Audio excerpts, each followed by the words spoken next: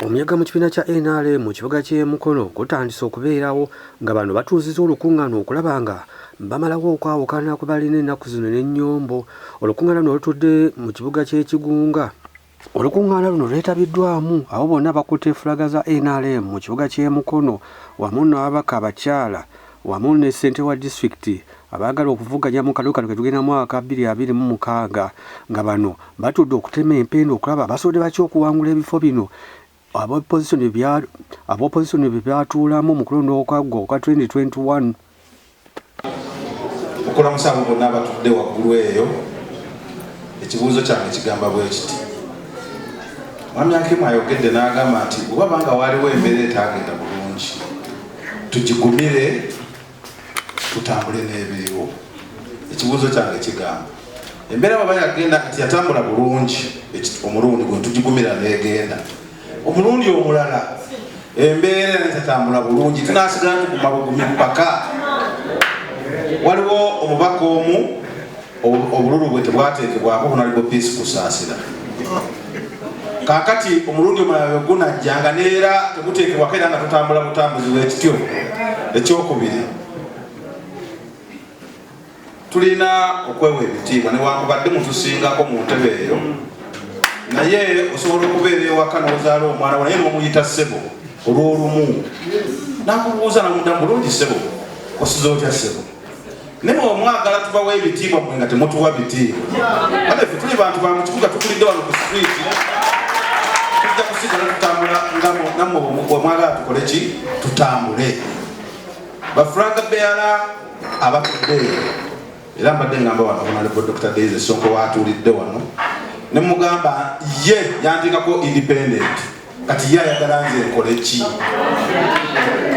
Kati obanga yantikako independent n'atambula ng'anoonya akalulu ng'ate alwana fulaga beara ng'ate ye yamuteekawo. Nange nga fulaga beara nina kulwana ki?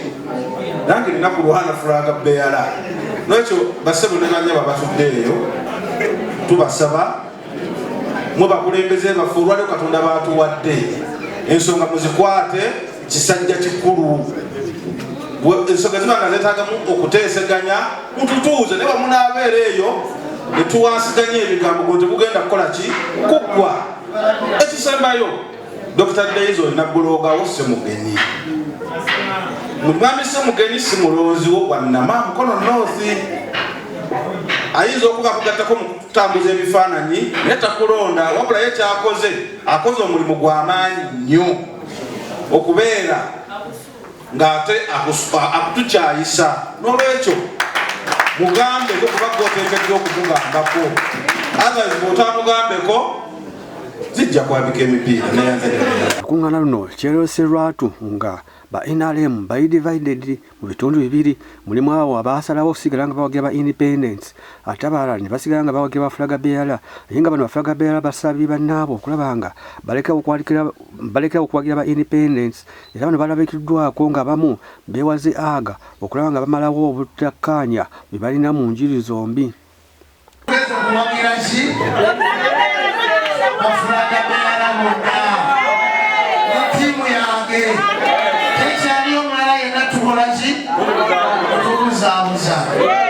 Era komyawo kiraliraaliwa abekirali etali instruction zeragala kirimwere esambi ekawaida jangu esaawa kulitende kuki yayo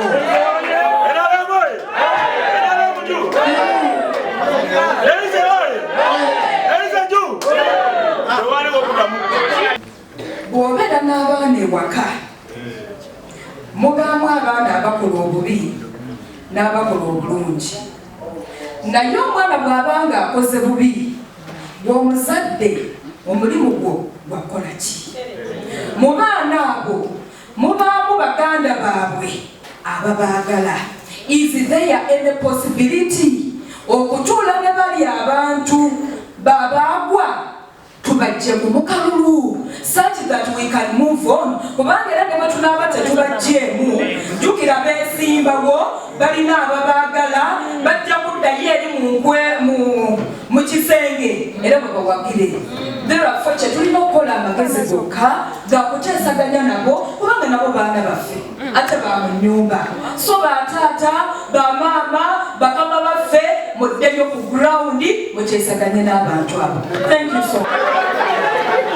Tugenda bana okwogera okuva eri mwami Kiraalire. Tugenda bana okwogera okuva eri mwami Kigundu Stephen.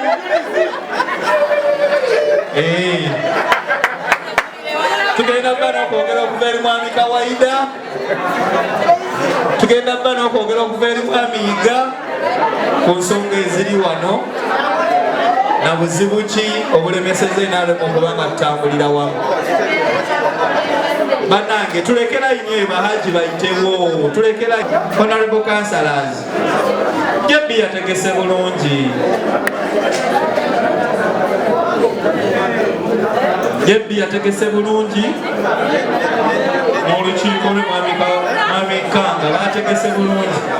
Omwaka wa President mu disitulikiti y'e Mukono Hajati Fatuma Handisa Bannabitaka abalabudde n'abagamba bamala ga bwerere singa tebateekamu maanyi era ng'ekibuga ky'e Mukono ab'opposition bajasiga nga bakikulembera okubanga okuva okulonda bwe kwatandika abavuganya ku ludda oluvuganya gavumenti be bazze bakulemberera ekibuga kino naddala ku bwa meeya ne ku bwa mubaka wa paalamenti w'ekibuga kino. Oli agifunyemu obululu 5 naye nga President afunyeewo omu. But you go proud thinking ojja kubeera omukulu mu ggwanga Uganda. Bagamba obuwangazi ennyo buliisa emmese ku ddiba. Kama teyeerabirira tayanguzi. So bino bye tulimu tweruma ffekka. Tuli mu ccupa tuli nseenene twerya. Nenga twerya tumanyi if Museveni goes out of this country when nobody kufraga NRM they are going to hunt for you kubanga their records in electoral commission nti mwakute fraga NRM gwe yakoleme kwaka zikizolele kuzikiza. Everyone knows Fatuma Handisa Baradisi Mukono. There is no Aradis who is no. There is no Aradis who is DP. There is no Aradis who is FDC. Neither Aradis who is DF. Kubanga DP is sikyamala budde bwange gyogera. Palooza abantu besoogera. Omwana wa mujja wange bw'aba yafa God forbid. Mba njogerako wakiki oyo mujja wange. Ng'ate ne gye bamuziika manyi omwana ebikola amakulu. Mba njogerako waki. Nga mujja wange yafa. Ekinyogeza ku mujja wange nti omwami yali akwana oluyongo olw'okuba bazaala abaana abalungi nga kyaddemu azaale. Njogera ebirungi hakisema kwa manjogera ebirungi. Ebyo byenjogera biriyo and that is the reality. Ebyobufuzi mashallah. Ate webazaalayo Mukama nga bakuba akazindaalo ku mukono n'okola ne ssente nze nfunye kiziki. Tolaka wakazindaalo ofunye mmeka. So nze njagala obagamba ebigambo. Ffe kye twagala mu pati is seeing President ng'asigaddeyo. Mw'okwerumwa kwammwe tekugenda gaana services kujja mu Mukono so long as we have the President. Naye okwerumwa kwammwe could be organizing even His Excellency the President is percentage here. Nze mbadde mbasaba ffe tusooke tukakkane twamaze okwewandiisa. Bwe twamaze okwewandiisa tusooke tunoonya akalulu ka President n'akababaka. Bwe tugenda okujja okwebaza akalulu ka Beize, akannakavubu, akakibuule n'abalinga abo tuleete Lukooya in full swing. Olabanze sawa nga nenda komawo nga nebaza akalulu tekabasitula emitwe kosinagamba kwendagamba nti nina okuddayo nebaza abampakidde wadde sawangudde nsabire abanzirira akalulu koze sikiriza nti nawangu kitegeera so okusinga okudda wano okuyomba okulaba abataliiwo ng'abaliwo no tukole ebitugattako bali beeziseera kwagala kujja mu kiiko nga zino kuba bano abantu balimu akampanya kinalikofu bwe tuba twogera obusiraamu tetuyinza kgenda Makka na Madiina. Nze njagala nnyo okusinkana abantu abavaawa Vatican, Rome, Israel, njogere nabo obulungi bw'obusiraamu ngambe mwanyi wange kibirike nti obusiraamu bulimu hakinya oba bwesobola. Ebigambo bya Alisabeth bibadde byangu era nga bibadde bikaawu nnyo, ayongedde n'abakyomera n'abagamba nga wadde bavuddeyo okulaba nga bavuganya ku bifo bino balina oteekamu amaanyi mangi nnyo okulaba nga batwala ebifo ebyenjawulo. N'abagamba singa omubaka wa palamenti agwa mu kalulu bagenda okulonda, kitegeeza n'abasigadde bonna abeesimbye ku bwakansala bagenda kubeera bwezi, so kekana akaseera bateekemu amaanyi okulaba nga bawangula ekifo ekyo eky'omubaka wa palamenti ow'ekibuga ky'e Mukono. Ebifo ebyo bijja banguyira. Okukkiriza teri na mugambo ebituufu byebyo. Kale taatagenda maaso taatayiga okusinziira ku bigambo by'otuwulidde abantu bonna kati bali content. Nyomba ne bafulaga bearers because I have to. It's my character. Never njogera kituufu. Bannange leka tusirike motoka ng'esindikika. Ate yes on all of us. Twandibadde tuwolowinga idea ofeeri mu bali abatuwangula. Batuwangudde kati ebisanja bigenda mu bina. Here in Mukono. Kyahapenize mu Buganda already the other time round. But all along mu Mukono babadde nga batuwangula. What are the reasons ezireetedde abantu abutuwangula? Bo basiba kimu. Teri candidate yenna wa wansi apart from abeesira okuba MP eyandibadde atinda ekifaananyi of now. Buli muntu yandibadde ensonga ey'emu His Excellency the President and the members of Parliament. Bwenakyogera nga bagamba kiki ekyo kyembaandiko ekyo kye babadde nga bakola. Baatula ewange bano mudiiro ng'ennaku z'omwezi 18 January 2016 ne mbagamba naawe waliko mutiiro n'ono yaliko ne Maloba yaliko n'ono Farida yaliko ne Kiguli yaliko ne mbagamba mugenda kugwa mwenna and I'm not cursing you people ne mwenna mugenda kugwa ne bagamba lwaki ne mbagamba the moment you didn't protect my votes ne butayingira mu box lyekubo mwene eribatutte. Kwaliko omwami nga bamuyita muwummuza eyatambuliranga mu Suzuki n'agamba tekijja kuba totukolerera ne mga nkyogeredde wano ku mutukaika w'entudde because nze bwe banzira nakwata Qur'ani yange n'ensoma bano ne bakaba ne baga there is no reason for crying. I've done whatever you told me to do.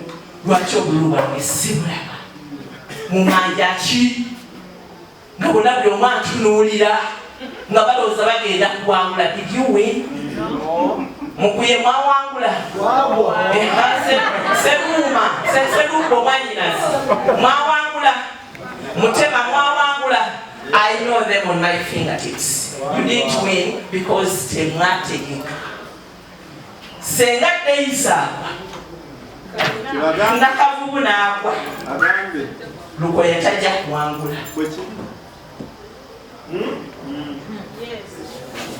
Senga Kibuula genda balo percentage abawangula Namanga Kibuula akudde nga tafuuse flag bearer abenarem abajja mu kanso bali bameka. It is the same Kibalo mwami Lukooya. When Fatuma failed in 2016 bakansala okuleka aba special interest groups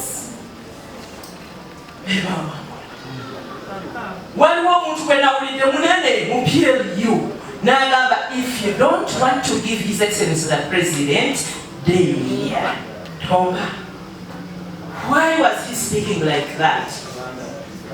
Kubanga kwagenda okukola naye yoli. Naye yo speech sigisuubira kuva mu bano. Because bano basubira kubagamba mumpa akalulu President Museveni on top, then neither MP. Fefe natusooke tusibe kubano tunoonya akalulu buli wosula abakwetoolodde bamanyi nti Daisy ye flag bearer. Oba bamanyi busungu bwo bw'olina naye. Nze nabagamba times basagala mutunulako. Because that talina kyakitalo gyendi. She's a woman, I'm a woman. What I need from her, she's a flag bearer. Sincerely speaking, ye ateeseteese olukiiko luno JB Wamala nga ye ssentebe wa NRM mu kibuga ky'e Mukono agamba balutaddewo okulaba nga bateema empenda okulaba engeri gye banoofunamu obuwanguzi bw'ekibuga ky'e Mukono naddala wakati ekisingo babo by'omutwe okuva bwe baatandika okulonda.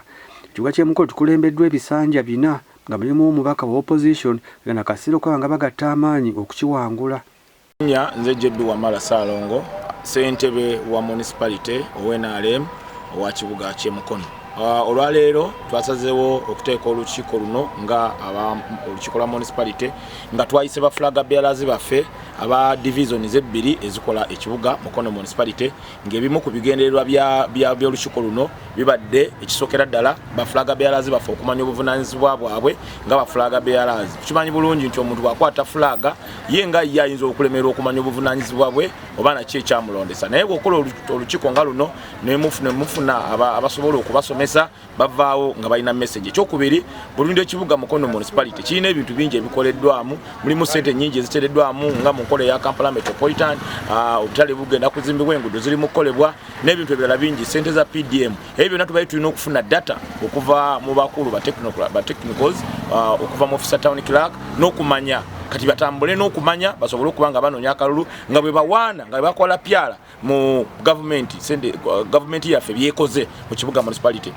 Twayise ba ssentebe aba division zonna, twayise ba meya ne ba MP bonna abesimbyewo ng'ekigendeerwa kyaffe kutambulira wamu kuwagira flag.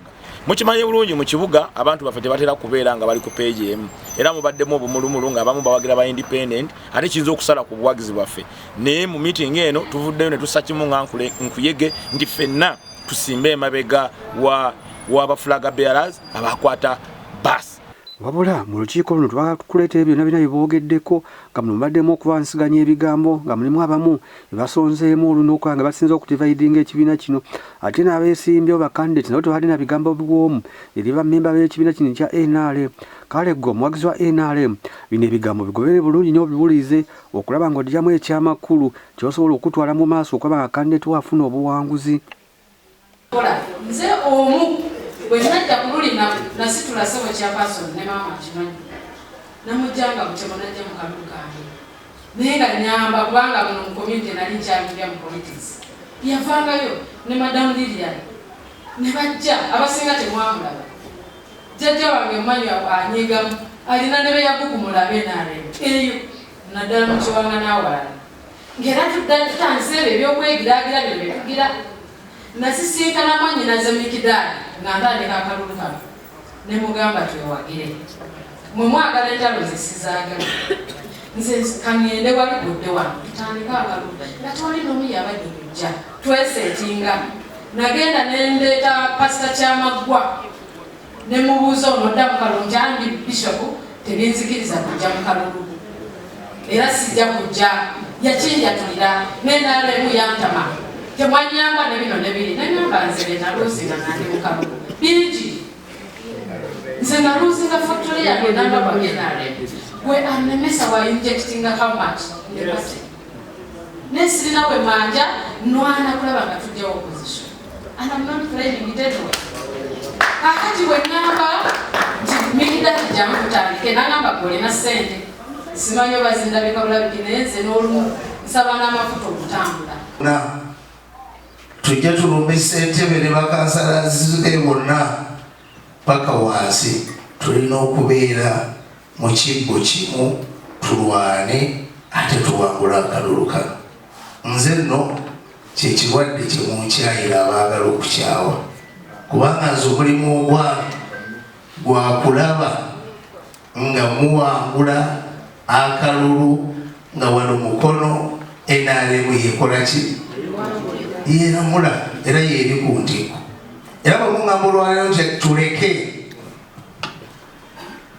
era bwemugamba tuleke sigaza kalulu ka mukamaawo sirina mbuzi era ajja kugamba bugambi nti omutwe gukoze eki municipality egibalekere kubanga byenkola bigasa ffenna ng'ekibiina era bituyamba ng'ekibiina senga tukola ensobi ne tutandika okwerya nange nga taata ne mbatunuulira twerye ne mbagamba nti tetwerya ne mugande kati oyo mubi kakasa nno nti muyinza okubeera nga akapande mukasoma bubi tujja kumaliriza nga tugenza awakyamu tulina okumanya nti Ssemakula ensobi gyakoze ne mugamba Ssemakula titaata waffe ensobi gyokoze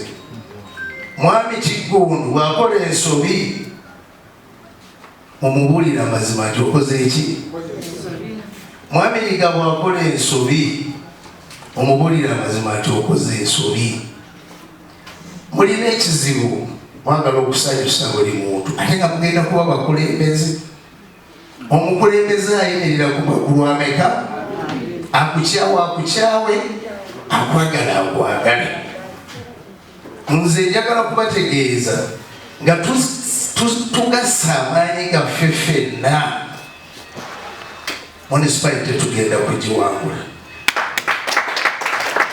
ate bwe tunayagala tuleme kuwangula mukkirize bino wammanga abantu abalinyisa amagulu abiri n'abasamba emirundi ebiri fe abakulembeze be mwalonda okutwala ekibiina mu maaso mwatulonda era omulimu gwaffe gujja kukoma ogw'amaanyi ennyo ndowooza mu February ogwaffe